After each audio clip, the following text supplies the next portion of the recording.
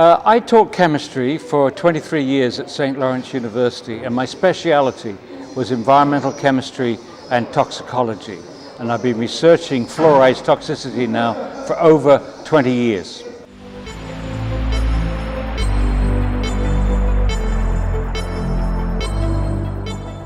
Exposure to fluoride, if the water is fluoridated, that will be the main exposure route, but we also get fluoride from dental products, when especially young children, if they swallow toothpaste, are going to get quite a bit of fluoride. And fluoride pesticides on residues left on foods. Fluoride is in fertilizers, so that's another route to food. And some natural foods are high in fluoride, like animal bone, fish bone, and mechanically deboned meat. The little chips of bone will have fluoride in it. So bone is really where you should be concerned about in the food supplies. And tea. Now, New Zealand is a big tea drinking country, the last country that you should fluoridate the water, because most people are getting far too much fluoride already. What you're saying is there's multiple sources. Absolutely, multiple sources.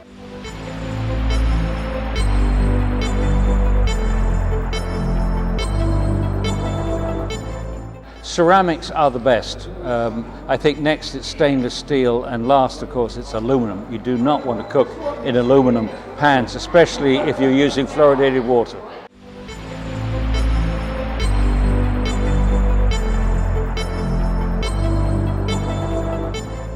Zero, none. There's no evidence that fluoride is an essential nutrient.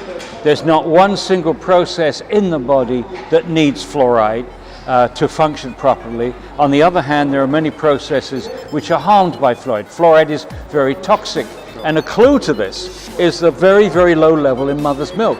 If the baby needed fluoride, that's where you expect to find it. And if you believe in fluoridation, then you believe that every woman on this planet is deficient in fluoride, which is sheer nonsense. So mother's milk protects the baby from fluoride. Water fluoridation removes that protection. And there was no shortage during evolution. I mean, life, we believe, evolved from the sea. The sea has an average level of 1.4 parts per million. We fluoridated about 1. So there was plenty of fluoride for nature to draw upon if she found this a useful building block in the body, but she didn't. And in fact, even the promoters of fluoridation admit that the main benefit of fluoride is topical. It works on the surface of the teeth. And once they admitted that, that should have ended water fluoridation. If you can get to it directly with toothpaste, why swallow it, and why force it on people that don't want it? I think they anointed this practice so long ago, 70 years ago.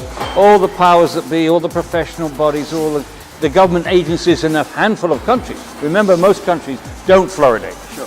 97% of European countries don't fluoridate. But in the countries where they did fluoridate, the United States started in the 1945, Canada 1945, and then one or two other countries, mainly English-speaking, in the 1950s and 60s. Australia started in the 1950s, and New Zealand started in the 60s. Ireland had mandatory fluoridation in 63, but only a handful of countries fluoridate, and most of those are English-speaking. It's an Anglo-American phenomenon. Really. And here the interesting thing is that the World Health Organization tracks tooth decay in 12-year-olds in nearly every country, especially every industrialized country.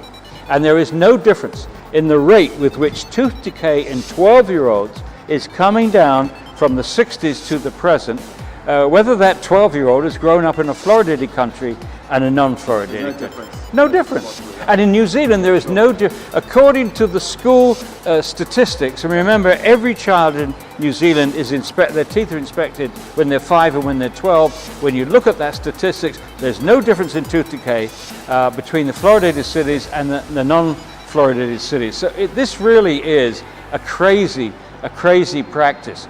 But because the establishment endorsed it, it's become such an ingrained policy. And now the powers that be are more interested in protecting this policy than to protect the public. I like to say that when policy is king, science becomes a slave. And so to this day, they will not debate people like myself who are well informed and scientific, they won't debate me in public because they don't have the science. And they won't respond in writing to I published a book with 2 other authors in 2010 called The Case Against Fluoride. And even those, well, I tell you that one of the first people that, or the first group that heard my presentation based upon what was on that book, what was in that book, was the Ministry of Health. I was invited to speak before the Ministry of Health. They had about 20 people there. I went through the whole book, and when I got to the end, I said, look, we are 3 professors, retired professors, one chemistry, me, another one retired professor of physics, another retired professor of biology. We looked at this issue. We made every argument transparent. We documented everything with references to the scientific literature, 80 pages of scientific literature. And I said, look, we've done our job, now it's your turn. This is your policy. I expect you to get 1, 2, 3 members of your staff to go through this book, a few weeks, few months, go through the book and respond to every argument. And quite frankly, if you can't do that, then you better stop this practice. That was six years ago. Nothing, zada, zilch, nothing. And yet, the Minister of Health has the audacity to go on television and tell the New Zealand people that people like myself were misrepresenting the literature. Well, how fine? What literature am I misrepresenting? And why didn't you put that in writing? Tell us which literature I'm misrepresenting. So they can't defend this in writing, they can't defend it on a public platform, and yet they're prepared to force it on people that don't want it. Right.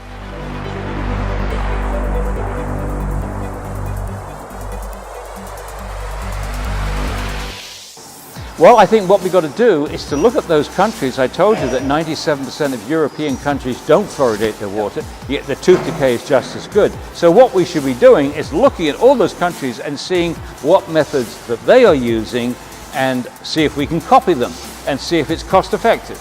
Well, we have 2 countries in particular that have got very good programs. One is Child Smile and the other one is the Nexo program in Denmark. And these are very simple programs. They involve education and better diet, better education. In Denmark, they have a program with home visits with people trained to teach children and their parents the proper way to brush your teeth to minimize plaque. And they do these regular visits and keep checking up. And if they see any indication of tooth decay, then they shorten the time to the next visit.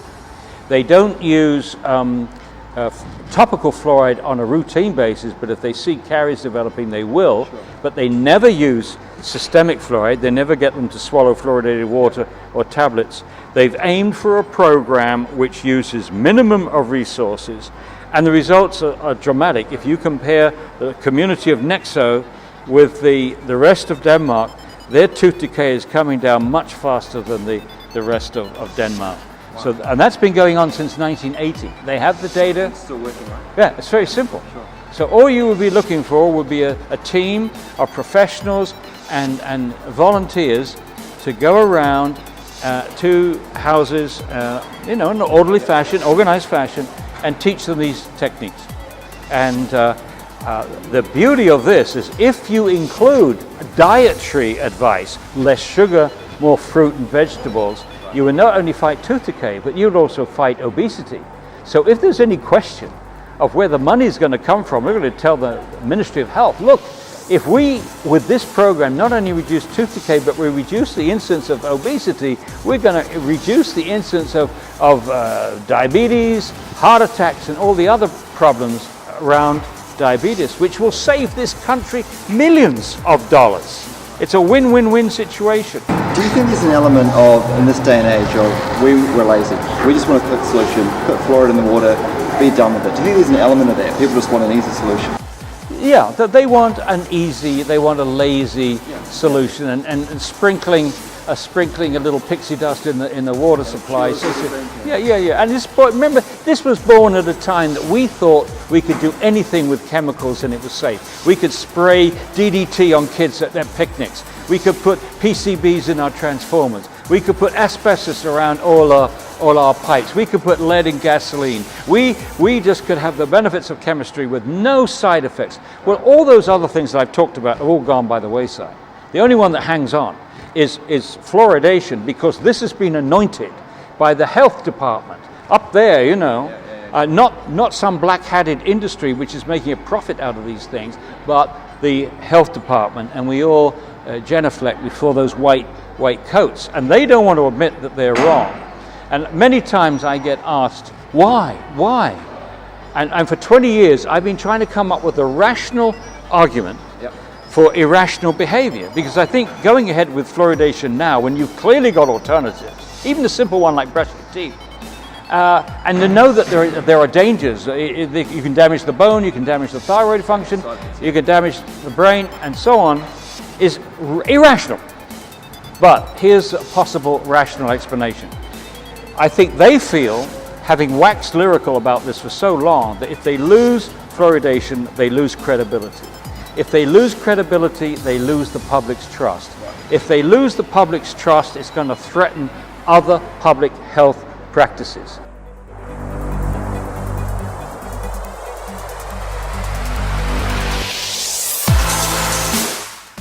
Oh, that's a good question. Top two things.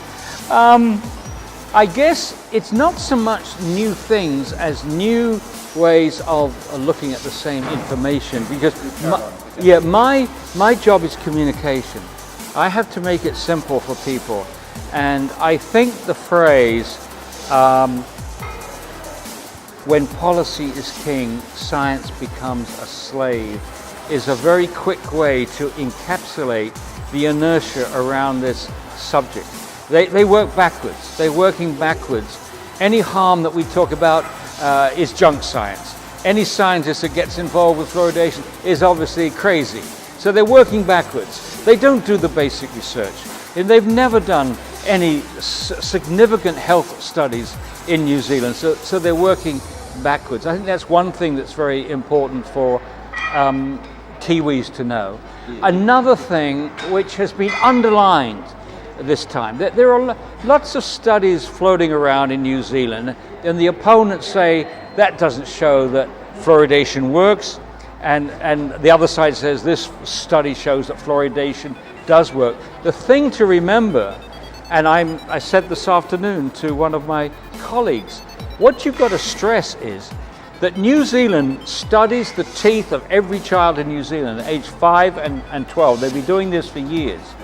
And those statistics do not show a difference in tooth decay between the fluoridated and non-fluoridated cities in New Zealand. And so what is happening in New Zealand mimics what the World Health Organization has found worldwide. And if you wanted any more evidence, and this is a new thing, is that in 2015 there was a Cochrane review. The Cochrane collaboration is worldwide respected for its meta-analysis on health issues. It puts all the studies together which are studying one particular health issue, and then makes a judgment on how good the evidence is. It's evidence-based medicine. And they were asked to do this actually by the proponents on the benefits of fluoridation. Well, they did this, they spent several months, and they came back and said there is no good evidence that fluoride reduces tooth decay in adults, number one. There is no good solid evidence that there is a benefit from fluoridation above the benefit of topical application. There is no strong evidence when you stop fluoridation in a fluoridated community that tooth decay goes up. And these are all, that's important. And there's no evidence that it's reducing the disparity in tooth decay between low and high income socio-economic groups, which is another reason that they cite all the time. We have to do this to help poor kids. In actual fact, it's the very opposite, because poor children are much more vulnerable or would be hurt more by a loss of IQ. They've already got so many strikes against them as far as, they've got poorer diet, they often live in poorer housing, lead paint and so on. They're often exposed to more pollution. They probably don't have as many intellectual opportunities. So for them to lose a few IQ points would be very serious. And so anyway, so all those things that people have said about the benefits of tooth decay did not stand up to the inspection from the Cochrane collaboration. They did say that there was some evidence of a reduction in tooth decay in young children, but they said these studies go so far back in time, the 1940s and 60s, that these studies had a very high risk of bias, and they were done before the advent of fluoridated toothpaste and other sources of fluoride. So they didn't think they were very applicable to today's world. This issue is more than teeth, and the solution is more than just teeth.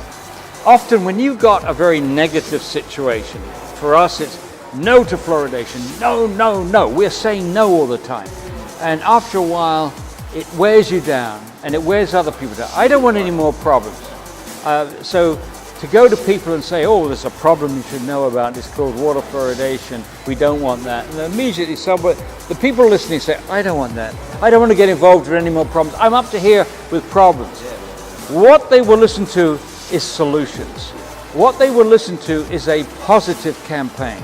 And what I've suggested, and this has been inspired by being in the town of Nelson, because you've done so many positive things in Nelson. Very creative things and lovely ideas, simple ideas and so on. I've seen shops completely devoted to organic food. I've seen a marvelous recycling and reuse program. A lot of things done for the community and by the community. And so I would like to see the community think of a campaign which begins with healthy food. Food without pesticides, food without GMOs, healthy food, locally grown food, sustainable production, healthy food. And then of course we want healthy teeth, and healthy teeth is about good diet and good hygiene, education. And healthy diet means less sugar, more fruit and vegetables. So we can go from a healthy diet to healthy teeth. And again, recognize that by cutting down on sugar, you go from healthy teeth to healthy bodies.